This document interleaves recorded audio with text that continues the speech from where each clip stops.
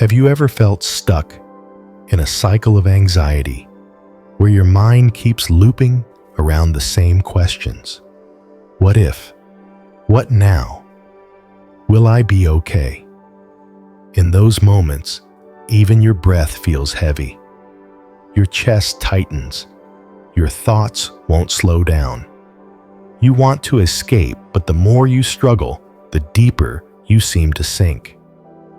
But here's something quietly miraculous. You don't have to run from anxiety. There's a path, gentle yet profound, first walked by the Buddha more than 500 years ago. It doesn't ask you to become a monk.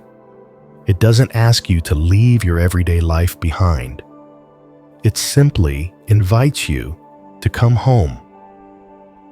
Home to yourself, where your breath is, where awareness lives, where compassion waits patiently.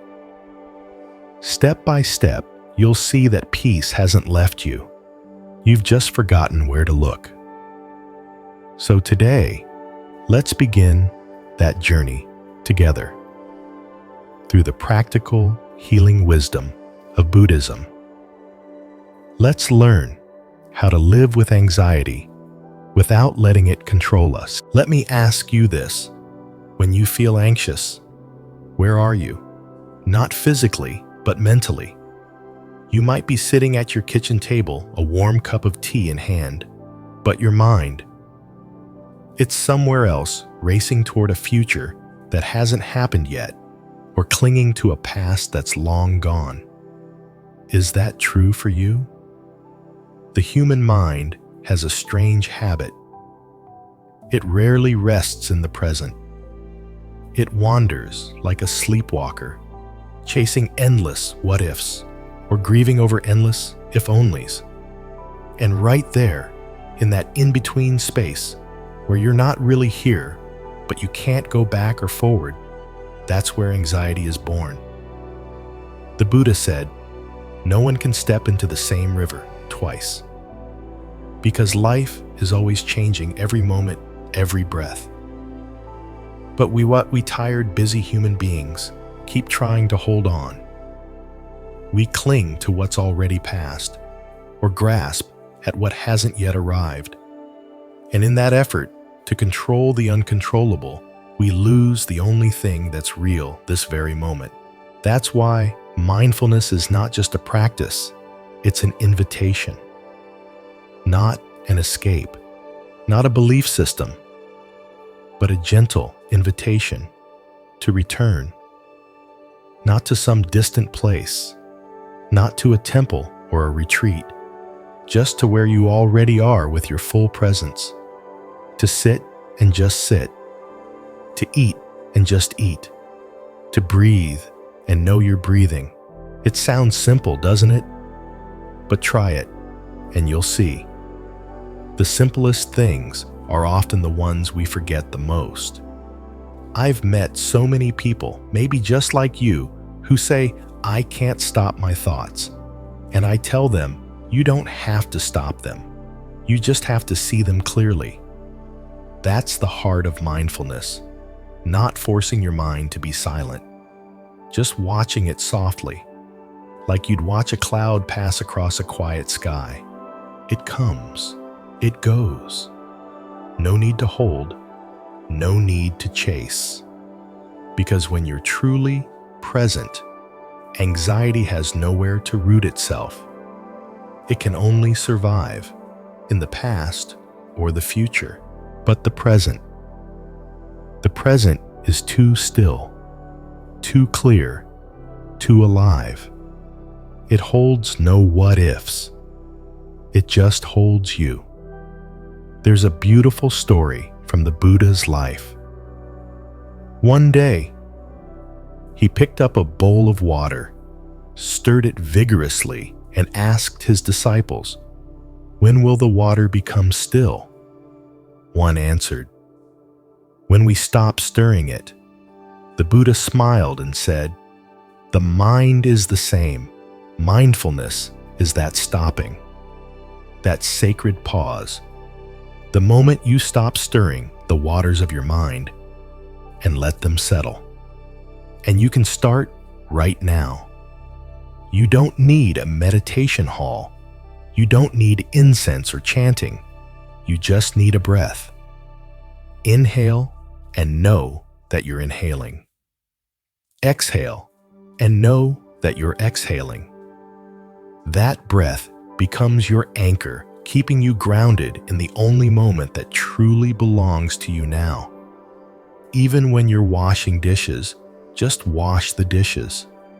Feel the warm water on your hands. Hear the soft sound of soap bubbles popping. Don't think about tomorrow's meeting. Don't replay yesterday's conversation. Just be here. And your mind will soften, will open, will begin to heal. Mindfulness won't promise you a life without pain, but it will give you the power to be fully present in your life. And that, my friend, is where true healing begins. You don't need to be stronger. You don't need to conquer your anxiety. You just need to sit beside it, gently, in awareness. Because when you shine the light of awareness into the darkness of anxiety, you'll see it for what it really is. Not a monster, but a mist. And you are not the mist. You are the sky. And the sky is never harmed by passing clouds. This is what mindfulness teaches us. To live each moment as if it were our first and maybe our last. To see its beauty, to honor its truth, to be there for it. Don't wait until you've fixed your anxiety to start living fully. Live fully, and you'll see anxiety has no place to stay. Even in your darkest days, a single breath taken in stillness can be your light. If you're willing to stop, to breathe, and to look deeply within. Mindfulness is not a technique. It's a way of being. A quiet reminder that you don't have to go anywhere to feel safe, because the safest place is always right here. You can begin with just one step, one grateful breath, one kind glance toward yourself, and from there, little by little, you return to the person you left behind chasing fears and expectations for so many years. You don't need anything more to find peace. You just need less striving, less running, less searching where no answer lives. Mindfulness doesn't change your circumstances. It changes the way you show up in them. And sometimes that's enough to transform an entire life. So, if you're ready, just breathe right now and come walk with me on the path back home to peace. There's something strange, almost paradoxical, about the way we live our lives. We offer kindness to others so freely. But when it comes to ourselves, we're often harsh, unforgiving, and cold. Have you noticed that when a friend is hurting, you're there to listen? When someone stumbles, you cheer them on. But when you're the one feeling anxious, fragile, or falling short, do you meet yourself with that same tenderness? Most of us don't. We criticize ourselves for not being stronger. We tell ourselves we're not allowed to feel tired. We push through pretending to be okay, even when we're falling apart inside. And slowly, quietly, anxiety creeps in, not just because of outside pressure, but because we've abandoned ourselves. The Buddha once said, "Cherish this body as a mother cherishes her only child." This wasn't just about physical health. It was a deeper reminder that healing and compassion must begin within. Because you can't pour water from an empty cup, and you can't love others fully if you've forgotten how to love yourself. Compassion isn't just about what you offer the world, it's how you speak to yourself, especially in your most vulnerable moments, without judgment, without shame. When you feel not good enough, not beautiful enough, not strong enough, could you whisper to yourself, "It's okay. I'm human too." Self-compassion isn't self-indulgence. It's an act of courage. The courage to stop, to look inward, and to accept even the parts of you you've tried to hide. I've met people who look incredibly successful on the outside, but inside, they're carrying a child who feels abandoned by their own self. They've spent their lives chasing approval, striving for perfection, trying to be enough. But they've never stopped to ask, have I ever truly understood and loved myself?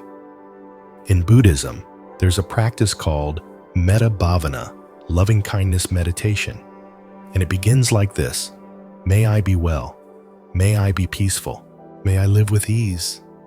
Simple words, but for some it brings tears because it's the first time they've heard something kind directed toward themselves. And when you offer that kindness inward, something shifts. You begin to see others with different eyes. No more comparison, no more grasping, just understanding, just love. True compassion doesn't demand others to change. It simply loves without conditions. But to reach that place, you must first walk through your own heart. You see many people love, but they're not at peace.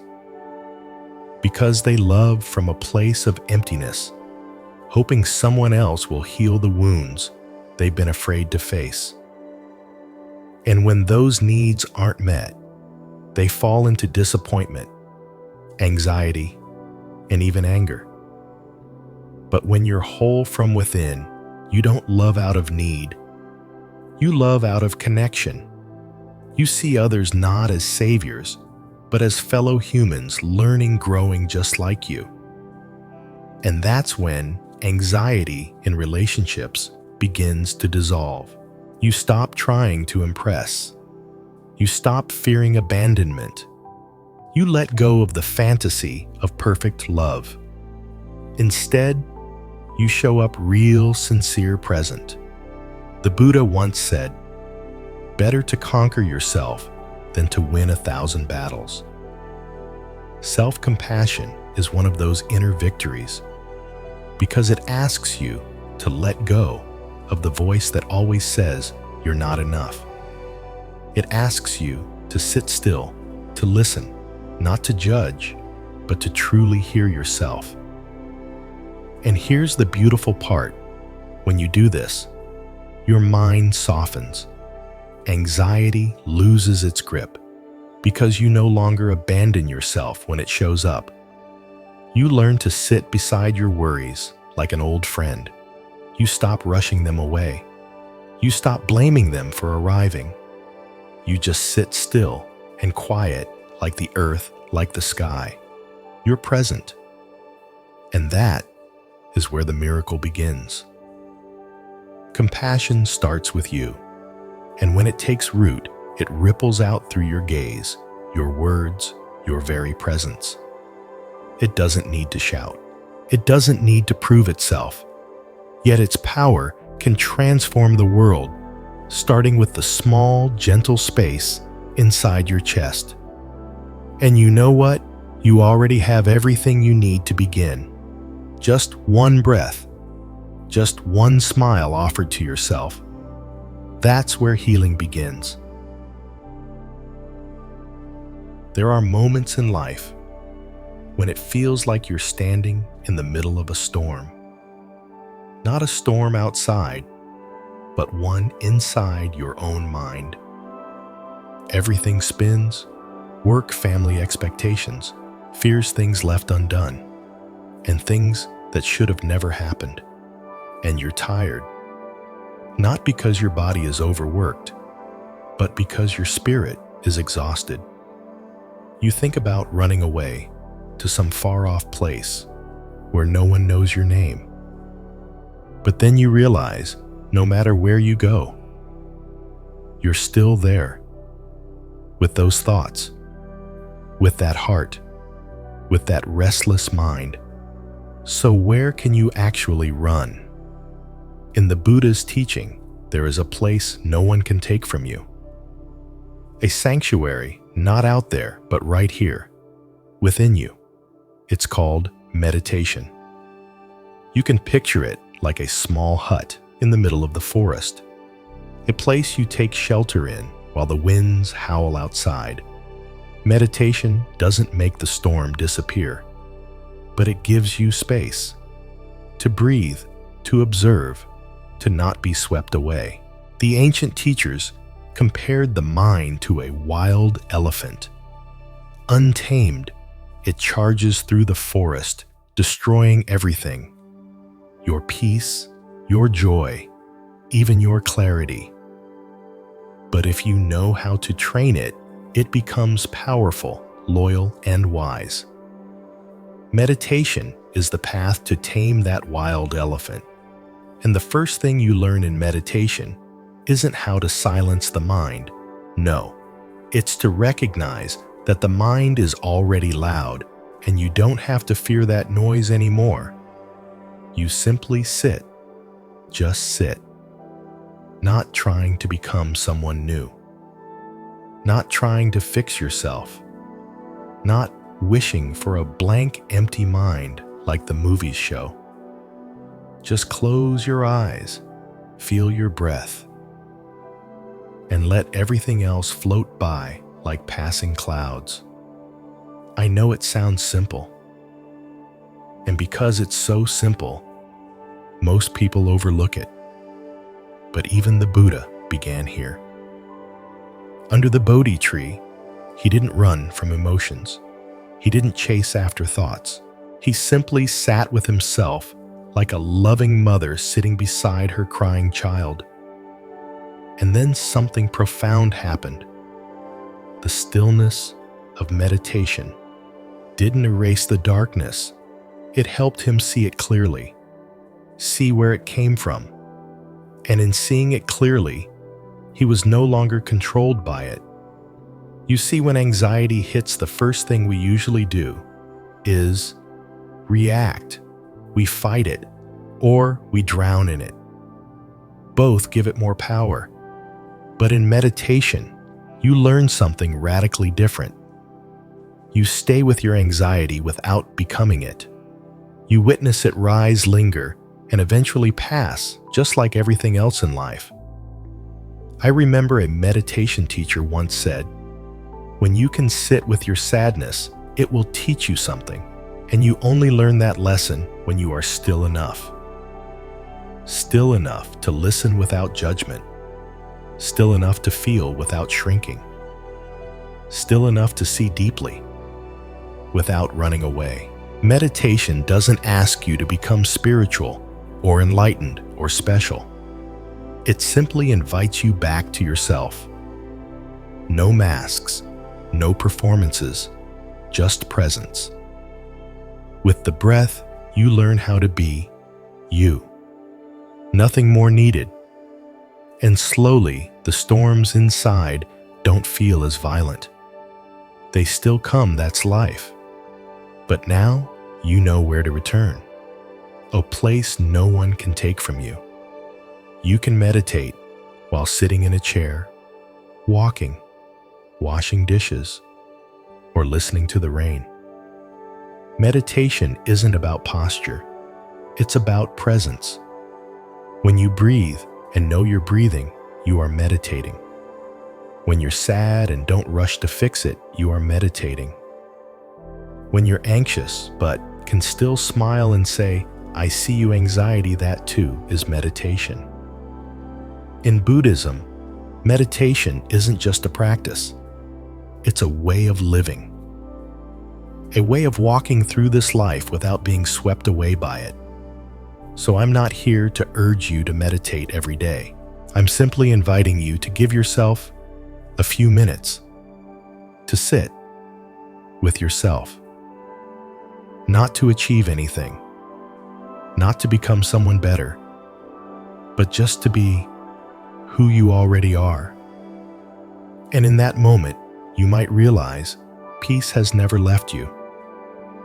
It was just hidden beneath the noise of the world and the wild noise of your own mind. Meditation is where the mind is softened, where the heart takes refuge, where in silence you can finally hear the deepest truth within. You don't have to go far to find peace. You just have to come home, right here, in a single breath, in one quiet sitting. And as the Buddha once said, when the mind is at peace, everything is at peace. Have you ever felt tired? Not because of the workload, but because life just keeps throwing things off course. You give it your all. You try little by little, hoping things will go according to plan. But then, someone misunderstands you. The project fails. Your body won't heal. Your children don't behave the way you hoped. And you feel disappointed, hurt, sometimes even angry. All of those feelings, they're not wrong. You're not wrong for having them. But there's something powerful that Buddhism teaches. Suffering doesn't come from what happens, it comes from how tightly we cling to what should have happened. You're not hurting just because something went wrong. You're hurting because it went differently than you expected. We expect others to act the way we would. We expect life to be fair, smooth, and logical. We expect ourselves to always be strong, wise, and resilient. And when those expectations aren't met, we feel like we've lost control.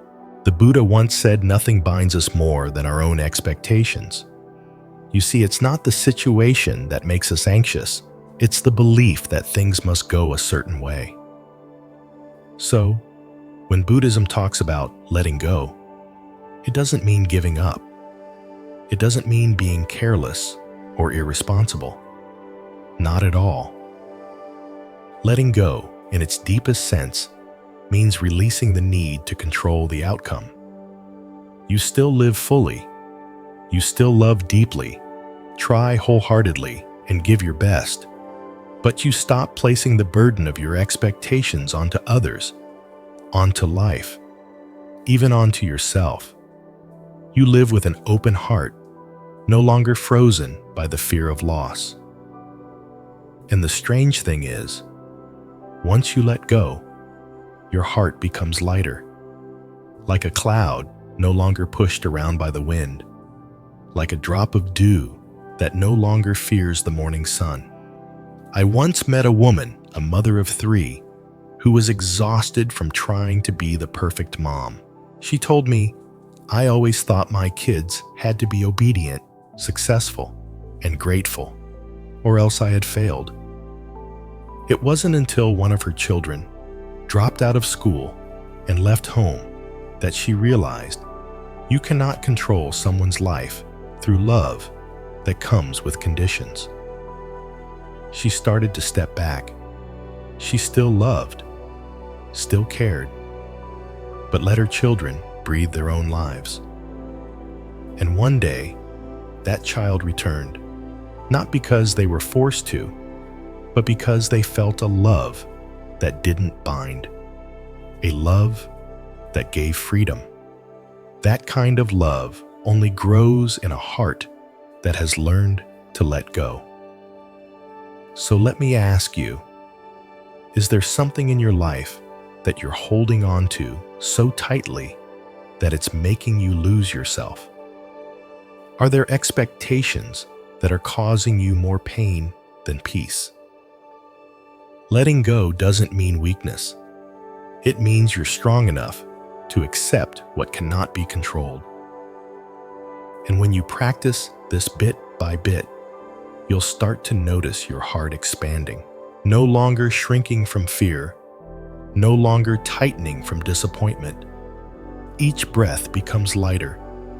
Each relationship becomes deeper because you're no longer weighing it down with what it should be. You're simply present with sincerity without conditions. In one of his discourses, the Buddha said, "Letting go is not loss. Letting go is seeing clearly and no longer clinging." That's a profound teaching.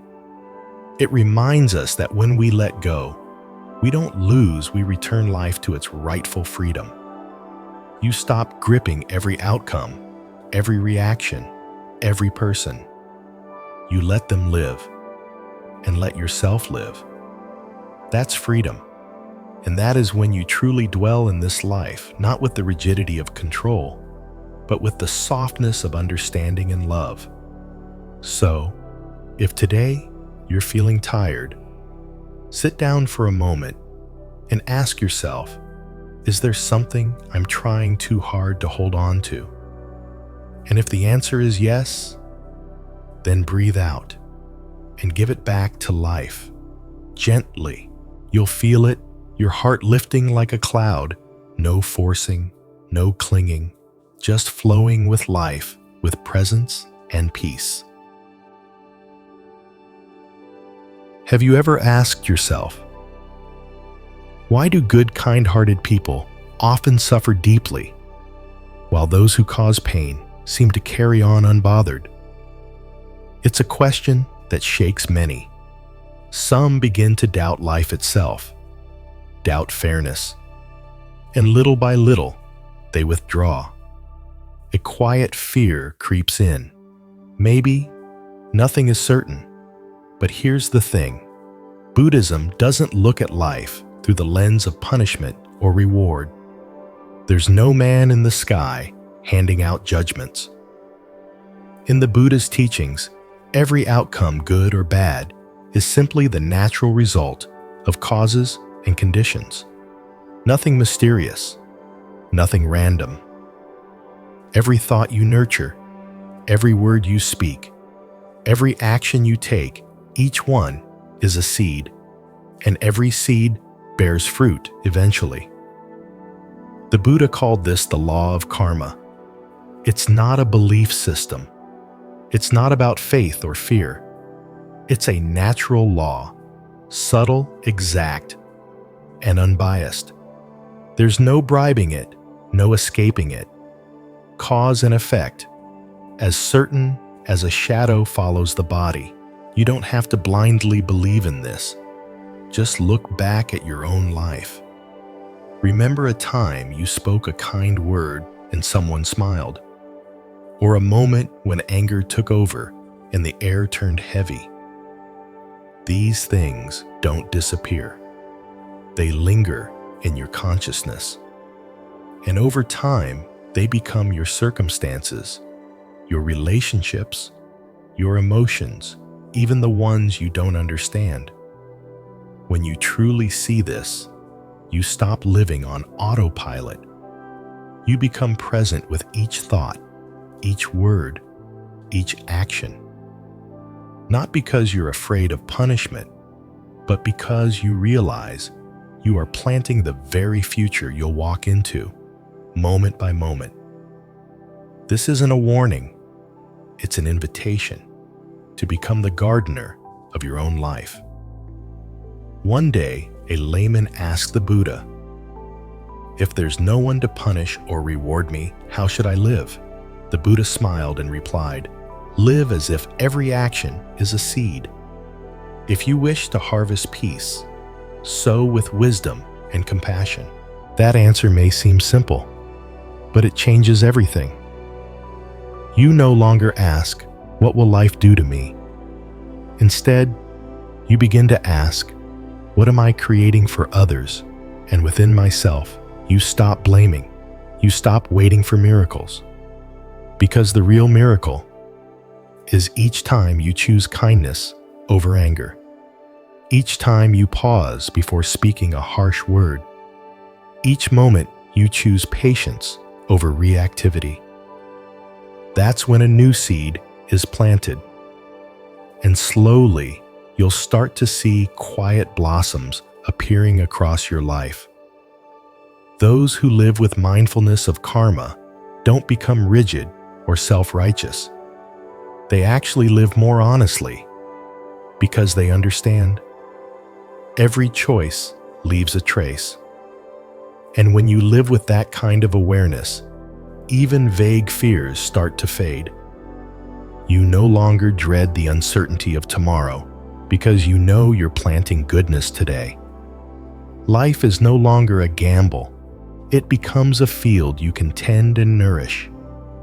People who understand karma don't live in fear. They live with presence.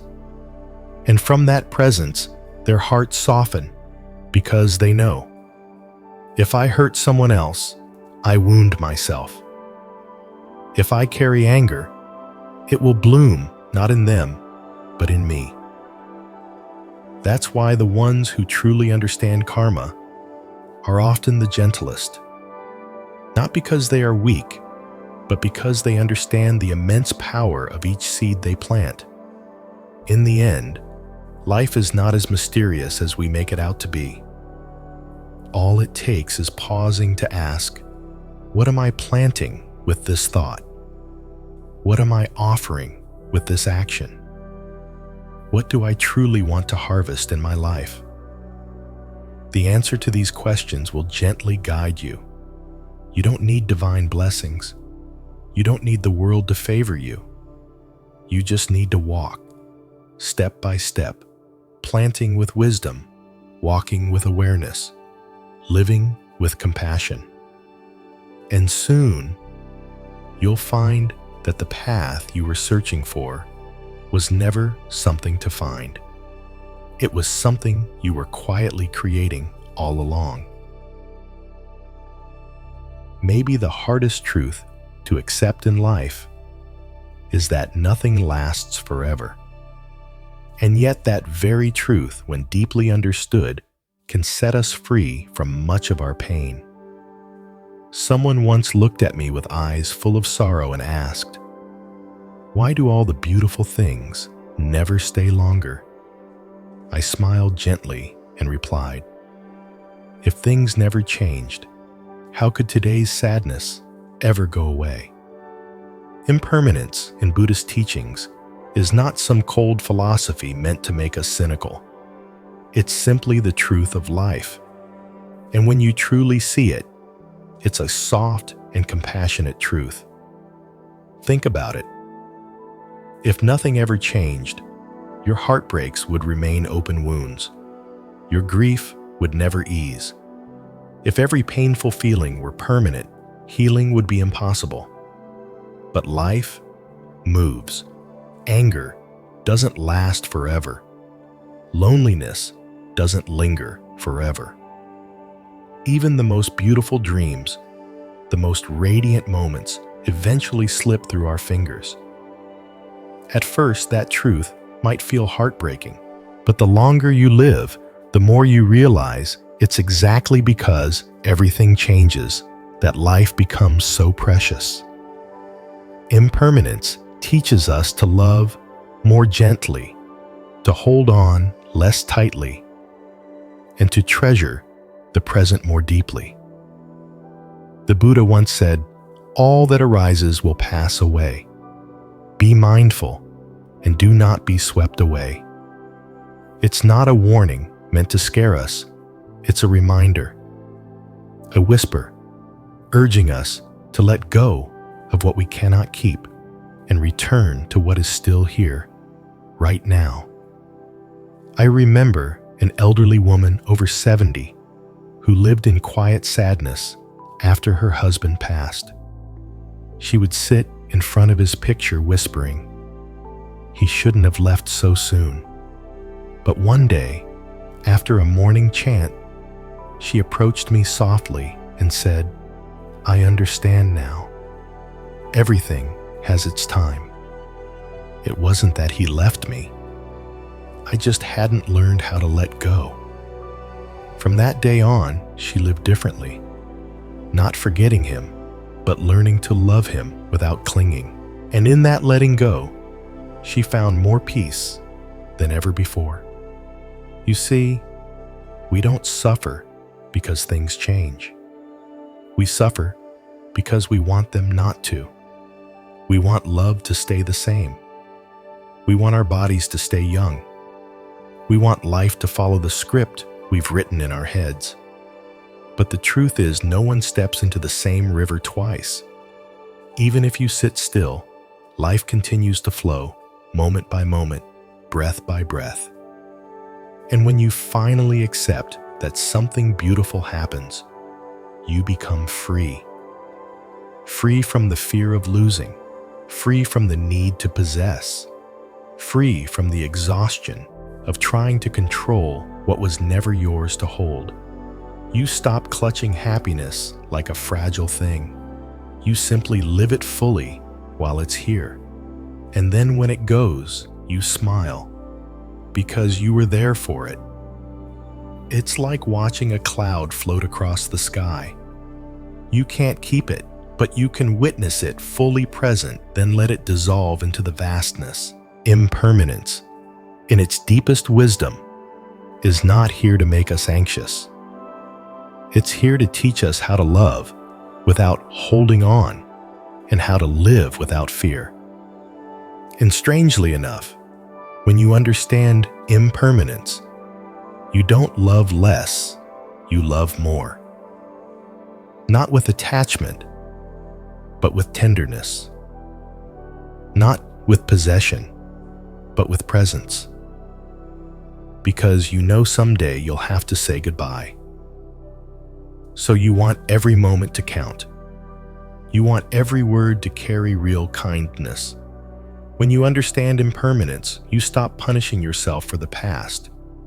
You realize the past is already gone, but the present can still be transformed. Every second that passes is a new chance to live with more grace, more depth, more softness. And if today you're going through something difficult, please remember this. Every storm passes, every wound eventually heals. No night lasts forever, no feeling is final. Everything is like a cloud, and once you know, the clouds will pass. You stop crying because they didn't stay. You begin feeling grateful that you got to see them at all. And that perhaps is the greatest gift of impermanence, a deep, steady gratitude for each passing moment. Because you know it will never come again. So if there's one thing you can practice today, it's this. Sit down, take a slow, deep breath, and smile gently at this very moment. It's not perfect, but it's here. It won't last forever, but you are here. And that is more than enough to begin truly living. There's a quiet truth that few people talk about. You can't eliminate anxiety.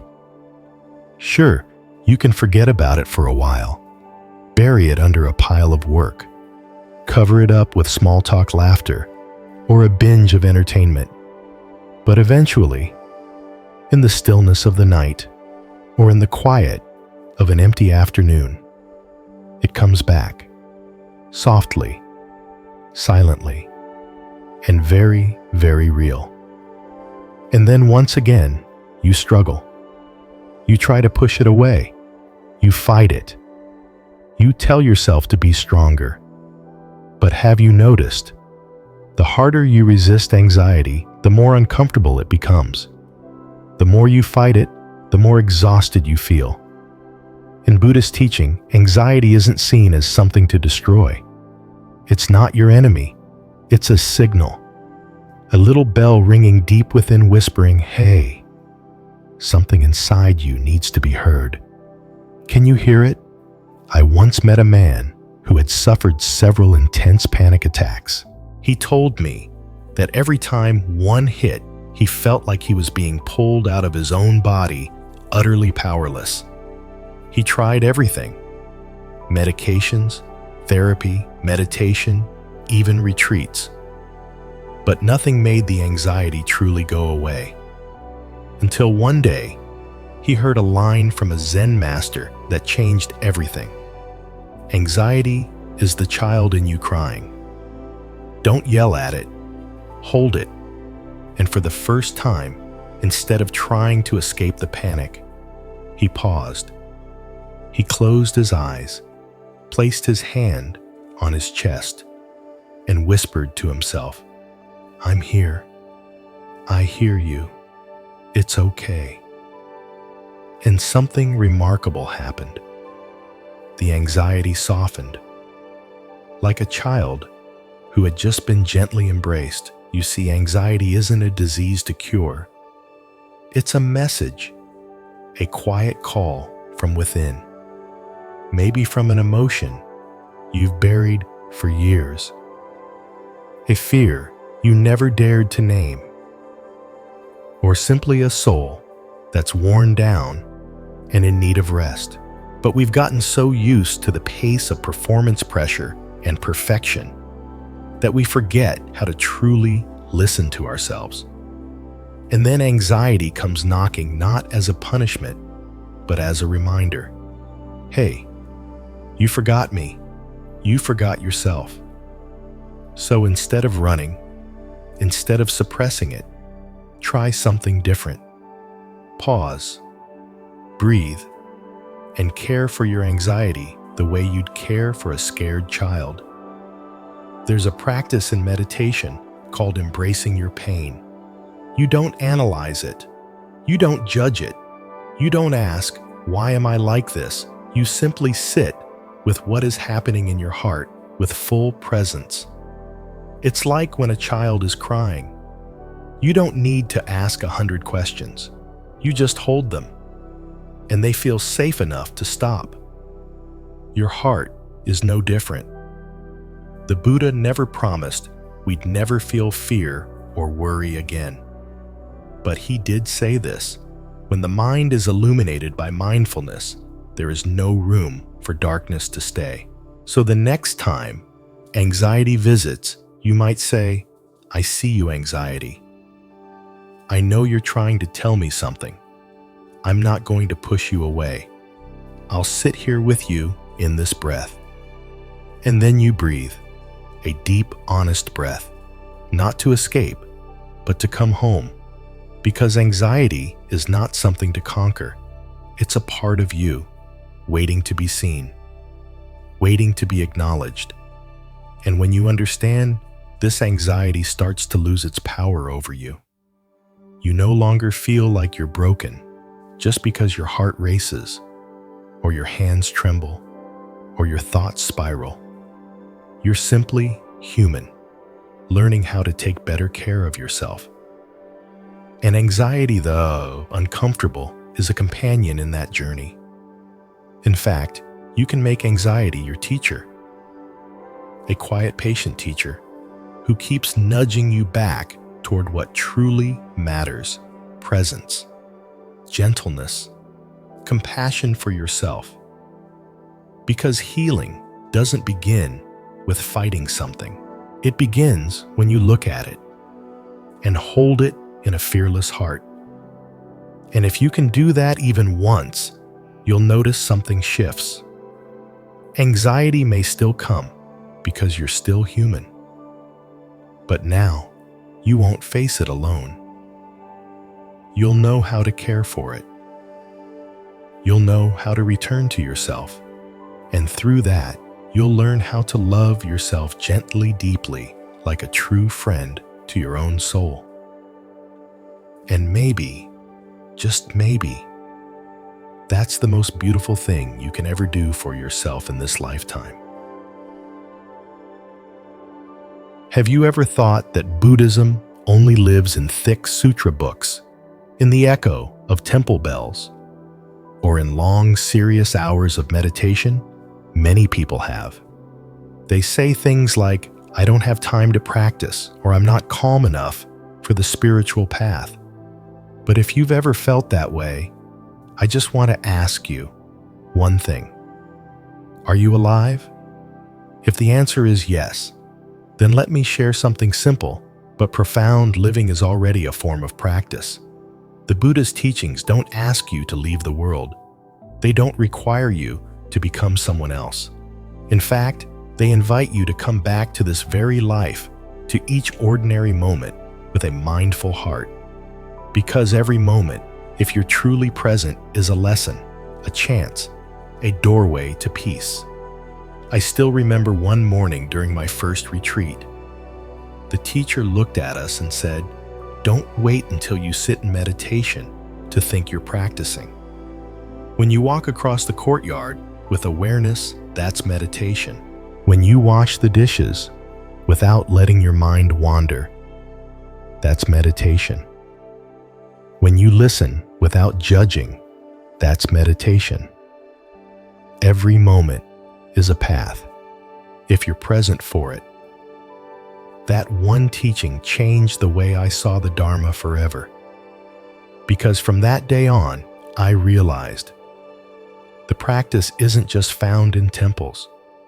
It's in the kitchen sink, in rush hour traffic, in the way we look at our loved ones, in how we hold a spoon, fold a shirt, or take one deep breath before answering a hurtful word. That's the living Dharma. One time someone asked the Buddha, "Do we need to retreat into the forest to find liberation?" And the Buddha smiled. "The path is in this very life. If your mind is still in the marketplace, then the market becomes your temple. If your mind is restless in the forest, then even the forest is a home for suffering." See, it's not about where you are. It's about how you show up. We often think we have to set aside a special time to practice, but the truth is, you don't have to wait for a meditation session. You just need to come back to yourself in this very moment. You can start with something as simple as washing a bowl. Sounds easy, right? But have you ever washed a dish with full awareness? Not while thinking about what's next, not while listening to the news, but really washing, feeling the water, the warmth, the movement, the sound of it flowing over your hands. That's not just dishwashing. That's meditation. That's life speaking through you clearly and gently, or when you eat. You can eat like a busy person checking emails, planning tomorrow, or you can eat like someone grateful to be alive, chewing slowly, tasting, fully appreciating the cook, the farmer, the earth. A meal like that becomes a sacred ceremony. No incense, no chanting, just a heart fully present. You can bring Buddhism into your speech, pausing before you react, choosing words that don't harm, listening with compassion. And slowly, you'll begin to realize practice isn't separate from life. It is life when you live it with awareness. The Buddha once said, "A mindful person doesn't need to search for the Buddha in temples, because each step they take, each breath they breathe, they are already walking in the Dharma." And that's true for you. You don't have to wait for the perfect time. You don't have to wait until your mind is more spiritual. You can begin the next time you stand in line at the grocery store. Instead of being frustrated, you breathe, you observe, you recognize this moment is a chance to practice patience. When anger arises, you don't suppress it. You sit with it. You breathe with it. You say to yourself, "This is the moment I take care of my emotions, not the moment I pour them onto someone else." Each time you do this, you're walking the path of awakening. Quietly, gently, truthfully. And then life, still full of routines and familiar people, suddenly feels sacred, vibrant, full of meaning. You no longer need to chase happiness elsewhere, because you've learned happiness lives in the smallest acts when your heart is fully present. As one teacher said, practice isn't adding something new to life. It's going deeper into what's already there. And from that point on, you stop asking, how do I practice? Instead, you ask, am I truly living this moment? That answer is your beginning. And each step after that, you'll see that life is not something to survive, but the very path you're walking in mindfulness. Each small act is the Dharma. Each calm breath is mindfulness. Each step is a living sutra. And you, yes, you are the one reading that sutra, with how you live each and every day. There's something strange about anxiety that not many people realize. It cannot exist at the same time as gratitude. When you're truly grateful, not just saying thank you out loud, but feeling it deep in your bones for something simple, you still have anxiety has no place to stay. It's like darkness being chased away by a single light. And that light is gratitude. Have you noticed that when your mind is in turmoil, when fear surrounds you, you tend to look around and only see what's missing? You compare, you feel behind, you stare into the future and see nothing but fog. In that moment, the world feels cold. And it's exactly in that space gratitude becomes a quiet act of revolution. Gratitude doesn't deny your pain. It doesn't sugarcoat your wounds. It simply invites you to open your eyes in the middle of the storm and realize that you still have so much. You are still breathing. You still have hands that can touch. You still have a friend, a warm cup of tea, or a quiet corner in your home to sit and just be. And sometimes, that's all it takes to begin again. I once met a man who lived with severe anxiety for years. He told me some days, just the sound of his alarm would send him spiraling. Just stepping outside the door made it hard to breathe. But one night, when he had no more energy to resist his panic, he sat quietly by the window and saw the moonlight resting gently on his porch. He said, "I don't know why, but I cried. Not because I was afraid anymore, but because, for the first time, I felt grateful that the light was still there even when I was falling apart." From that night on, he began a small habit. Every morning, before doing anything else, he wrote down 3 things he was grateful for. Some days, it was as simple as I'm alive, I have water. No one bothered me today.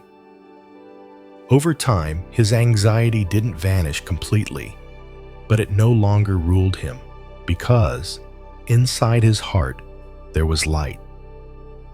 You see, gratitude doesn't erase your reality. It gives your heart the strength to hold it.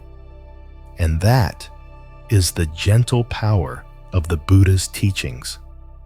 In one sutra, the Buddha said, "A person without gratitude is like dry, cracked soil. No seed can grow there. But a grateful heart is like moist earth, where every good seed blooms." That line made me think of many people who aren't bad, but live without gratitude and therefore live without joy. They feel like nothing is ever enough. They miss what's right in front of them, and that blindness becomes their suffering. But I've also met people with very little, and yet their life is like a living sutra. They're grateful for the light of the morning, for a meal with family, for the breeze in the trees. Nothing fancy. But because they don't take anything for granted, they live deeply, even through sickness, poverty, or loneliness. Gratitude doesn't need the perfect conditions. It only needs a heart that's open. And when you show up fully for even the simplest moment when you drink water and appreciate it when you hear a bird, and smile anxiety, though it may still visit, loses its power. Because you are living in the light of awareness, the light of connection, the light of a grateful heart, uncomplicated, unpolished, but real and deep. So today, if you're feeling overwhelmed or anxious, I invite you to sit still and look around. Is there anything you can be grateful for right now? Someone who's still by your side, a hard lesson you made it through. Something, anything that reminds you you're still alive. Start from there, and slowly you'll feel your heart settle. Not because life got easier, but because you stopped looking at life with eyes of lack and started seeing it with a full heart. And in that space, anxiety has no home. The Buddha never promised us a life without suffering, but he did teach us how to live with it without being destroyed by it. And one of the simplest, most enduring paths is to return to gratitude, not just in moments of peace, but especially during storms. Because in the darkest room, even the smallest candle can light the way. And you, with a grateful heart, are that light. And finally, dear friend, peace doesn't come when everything is perfect. It comes the moment you quietly realize, even in the middle of imperfection, you can still be grateful. You can still breathe deeply. You can still smile. You don't have to travel far to find peace. Just come home to yourself, to the small but sacred things that are already here. And if today your heart feels just a little lighter, a little warmer, hold on to that moment. And if you'd like to continue this journey toward mindfulness together, I warmly invite you to subscribe to Buddhism Seeds, a space where we share seeds of peace, compassion, and understanding. If this message touched your heart, please give it a like, share it with someone you love, and leave a comment below. I'd be honored to hear your voice, because who knows, your story may become the light for someone still walking through the dark.